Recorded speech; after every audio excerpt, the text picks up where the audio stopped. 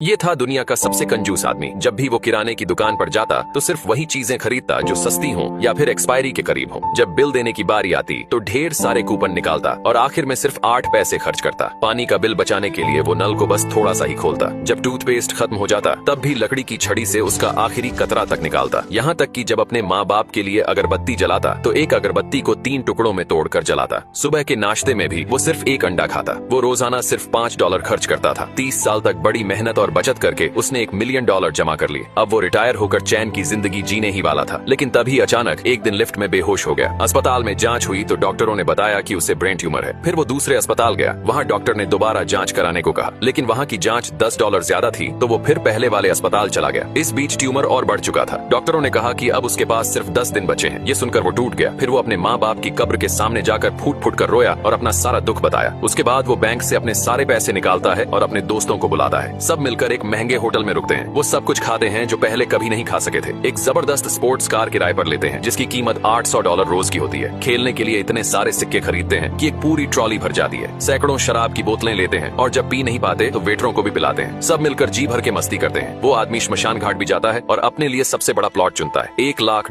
के नकली नोट खरीदता है जो मरने के बाद जलाए जाते हैं। वो मरने वालों वाला मेकअप भी करवाता है ताकि सब कुछ पहले से तय रहे। आखिरी दिन वो अपने घर लौटता है। वहाँ रखी हुई एक एक्सपायरी हो चुकी सॉसेज खाता है और थोड़ी ही देर में बेहोश हो जाता है। उसके दोस्त उसे फौरन अस्पताल ले जाते हैं। जब वो होश में आता है तो डॉक्टर बताते हैं कि उसकी रिपोर्ट गलत थी। उसे ब्रेन ट्यूमर था ही नहीं, असल में उसे फूड पॉइजनिंग हुई थी क्योंकि उसने सड़ी हुई चीज खा ली थी। ये सुनते ही वो जोर जोर से रोने लगता है क्योंकि उसने अपनी पूरी जिंदगी की कमाई कुछ ही दिनों में उड़ा दी थी।